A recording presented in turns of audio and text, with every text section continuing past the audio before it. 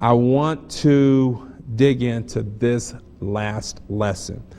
Our scripture for this lesson comes from Romans chapter 7, verse 23. As a matter of fact, we have visited this passage or a section of the passage here in Romans before.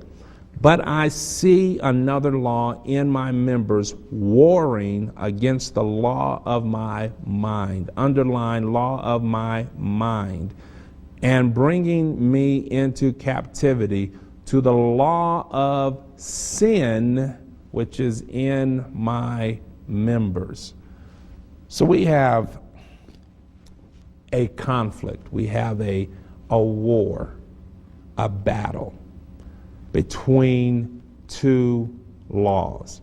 The war against the law of my mind. The mind that's represented here, we're talking about the mind that we are given as a part of our spiritual growing up, our new birth process. As we shared in the very first program, we reviewed at the top of this program, the renewed mind is the mind that allows us to grow, to expand, to go outside of the norms, the conforming to the world, to be reshaped, to have our thinking reshaped, transforming our thinking so that we have the right mind.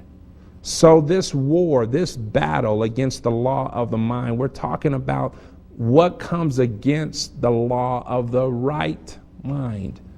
When I have the right mind, now that I have, journeyed this far, coming out of the tombs, like the man that we looked at in our last broadcast, and now I'm sitting next to Jesus. I have a place now where I didn't have a place. I'm clothed where I didn't have a covering, and now I have the right mind. And now we have to fight to keep it. We have to fight against the opposition that wants to destroy it or to limit its influence upon our life. This is interesting. Once we find the right thing, that we still have to fight off the temptation to not fall back into the wrong thing. You would think that once we arrive at the right thing, that we're settled, we're seated, we're clothed, that we shouldn't have any other challenges. We shouldn't have any interference, but that's not true. On Life Point, we're all about the practical, everyday truth concerning living life. And the truth is that even when we get the right mind, we're not done. We can't just, lay back and put our feet up and say, hey, I'm just waiting on my ship to take me to heaven.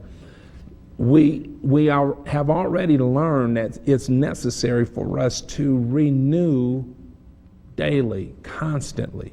That our renewed mind is not one event. It's not one episode. It's not a one-time thing.